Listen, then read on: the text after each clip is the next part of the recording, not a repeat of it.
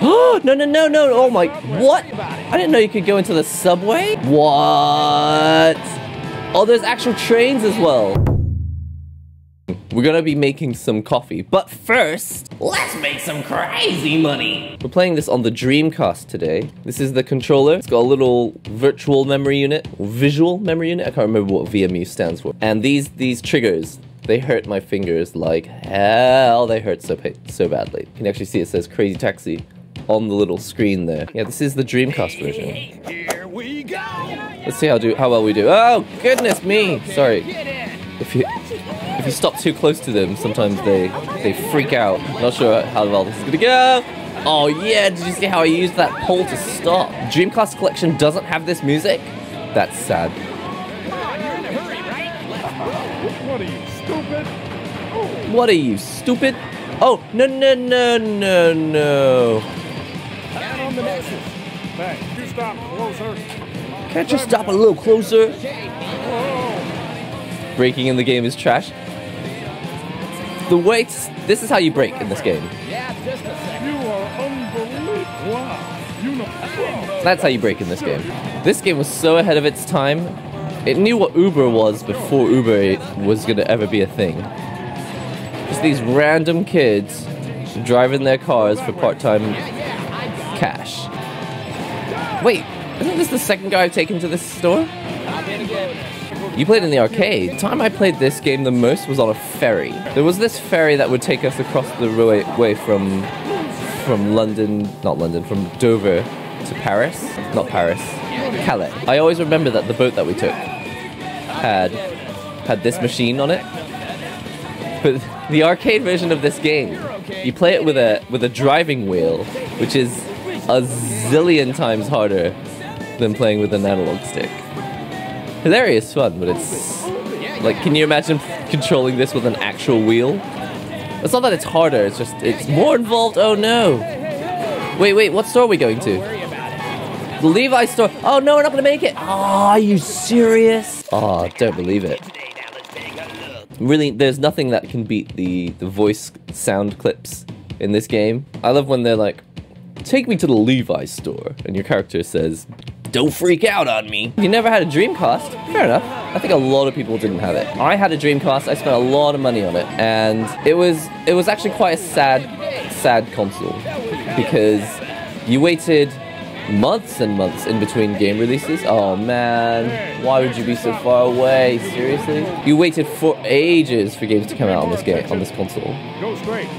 And like, the only way to get games for this console was to play the demo disc that came with the official magazine, to like increase the number of games that you could play on this console. I remember I spent a lot of time getting the demo discs, spending a lot of time on the demo discs for this console. Don't buy Marvel vs. Capcom 2 for the Dreamcast unless you want people to camp outside your house waiting for money matches. That's funny. Well, because it's so rare. It's so rare to have a Dreamcast in Marvel vs. Capcom 2. They don't even want to be your friend. They just want to use me for my console? That's rude. That's right. This console had a modem. It had the internet. The thing is, a lot of the decisions that made the console great were they the decisions that ended up killing it. For example, PlayStation Vita also has a lot of really cool functions, but in the end, it meant that they couldn't reduce the price to compete with the 3DS. 3DS, which offers very much less in terms of functionality, a lower resolution, doesn't have twin analog sticks, access to the speed and power of the Vita, which allows PSP emulation, PS1 emulation. Oh no, I went the wrong way. There are no customers this way. Oh lord. Wow, this guy is nuts about the Levi's store. You see that? I drifted in the sky. Vita's your favorite handheld console? I like the Vita. It's not my favorite handheld. Because even though the hardware is fantastic, like it takes more than great hardware to be an excellent handheld, I think. I don't know what my favorite handheld is. The Vita was good, but it was just too painful. It was too painful owning a Vita. Just like it was too painful owning a Dreamcast. Oh no! Oh, I made it. Sweet. What's my favorite handheld? I think I had some of my best times with my Game Gear, but also my Game Boy Color. I would say either my Game Boy Color or my Neo Geo Pocket Color. Dang. Yes. Well, at least we ranked up. It's funny. Owning something like a Dreamcast is the sort of thing that your friends end up coming to your house more because you own this really cool thing that they're never gonna buy. People can like see the Dreamcast and go, wow, that thing looks really, really cool, but they would just like not actually own one for themselves. I remember people like, oh yeah, we love coming to your house because you've got that crazy taxi game. That was amazing. I was like, why don't you buy a Dreamcast? They're like, ah, no, but I can play it at your house. It's like, oh man, join the Dreamcast club. I want to say that Dreamcast was my favorite, or that Vita was my favorite, but the truth is, I have more painful memories of just waiting for games and then them not coming out. Switch is definitely not my favorite handheld. Go ahead and Switch is too vanilla. It doesn't have any of the charm of handhelds past. It's a home console that you can take portable. And the amazing thing about the Neo Geo Pocket Color was the restriction actually led to innovation, you know? You had to be able to see which character was which, even though it was only really capable of displaying like 128 colors simultaneously, and not even that. It looked like it was 16 colors because of the way it was spread out. Game Gear was the same. Game Gear was trying to make Sega Genesis games, but with much weaker hardware, so it was much reduced graphics, very different features. Game Boy Color kept trying to release games a bit like Super Nintendo that weren't, and that's how we got the weird Street Fighter Alpha port for the Game Boy Color, which was bizarre. The Switch doesn't really do anything like that. Switch doesn't really like breed innovation. It just breeds low-res versions of games. We're just running Unreal Engine in the lowest possible. What is going on? Oh no! Oh my! What? I didn't know you could go into the subway. What? Are there customers in here? I never used to play original mode. What is going on? Oh, there's a customer down here. You're okay. Get in. What? Oh no, I do remember this. I think my friend showed me this. Okay, here we go. What? Yeah, I got it. What? Oh lord, this is nuts. Oh, there's actual trains as well. Oh no, I can't find it. And they just leap to their doom. Yo, does that bridge move? Oh my word. That was awesome.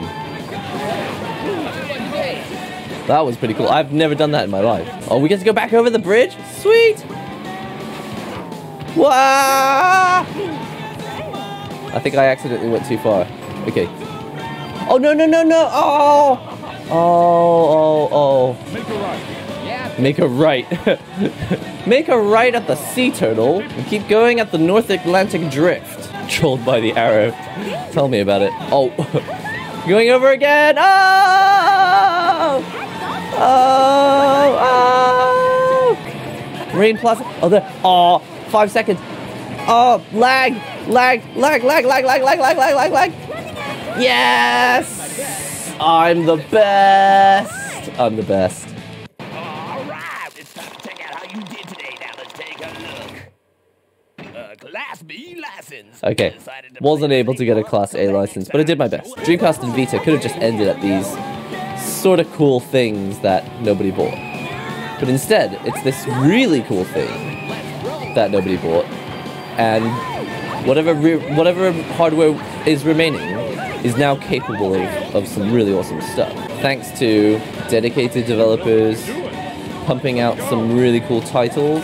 Thanks to modders making HDMI output possible at HD quality. Thanks to people creating mods that will allow the easy booting of ROMs.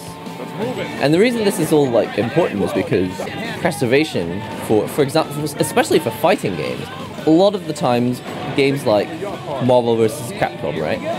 they can't be relicensed because you would have to get Capcom and Disney to sign another agreement to port the game to another platform, and that is much less likely than, you know, if it's, for example, SNK, they need to rebuy these properties that they sold so that they can relaunch their games on other platforms. That's one thing, but that's like one obstacle. But imagine if it's like Capcom versus SNK. So then SNK needs to buy their properties back from whoever they sold it to. Then Capcom needs to contact SNK and they need to come together with an agreeable deal for the profits made from anything sold on the new port of Capcom vs. SNK 2. So it's like, since these things are so unlikely to happen, it's like really important, all the work that these people do on preserving old consoles. Like right now we've got HDMI coming out of a Dreamcast, but in the future, what else could we have? Who knows, maybe we could get rollback implemented on Dreamcast games, but running on the Dreamcast. Possibilities are endless. Ah! Why does everybody want to go to Levi's? Yeah, I would love to see more Neo Geo Pocket Color games on Switch. I think it works really, really well. Gals Fighters felt really, really good because of the rights situation with a lot of these companies. Like, for again, the one I'm mainly thinking about is SNK versus Capcom versus SNK, or Marvel versus Capcom. Since it's unlikely that we're going to get these deals done again between Disney and Capcom, or Capcom and SNK. Like, if we can find ways to make these consoles live, not forever, but for as long as possible, then, for example, a situation like EVO 2020, if we actually had even more support, who knows, maybe we'd be able to get these Dreamcasts running online, for online EVO. Anyone else who also subscribed, we've got a newsletter that I post every week. So for subs only, they can read the newsletter in the Discord. There's also a special room for chatting with subs only. Sometimes I use it to chat before streams begin, or, you know, just for other small conversations that don't need to be ultra public out in the general zone. Still working on all the other ways that we can use those features. Also, if you're a subscriber on Twitch and you are linked, if you have your account linked between Twitch and Discord, you can use the Twitch emotes from this channel in Discord as well, and I believe that means you can use those emotes in any server. It doesn't even have to be the Nihongo Gamer server. Also, if you're not already followed on Twitter, we post notifications for when the stream goes live. Sometimes I post art on Twitter as well. Most of the time it's just me being a sarcastic boomer. And if you're not already subscribed on YouTube, come and check us out. Watch some videos about arcade sticks, Grand Blue, rollback, coffee, whatever it is. I'll see you all in the next Nihongo Gamer stream and or video. Let's hang out on Discord and Twitter.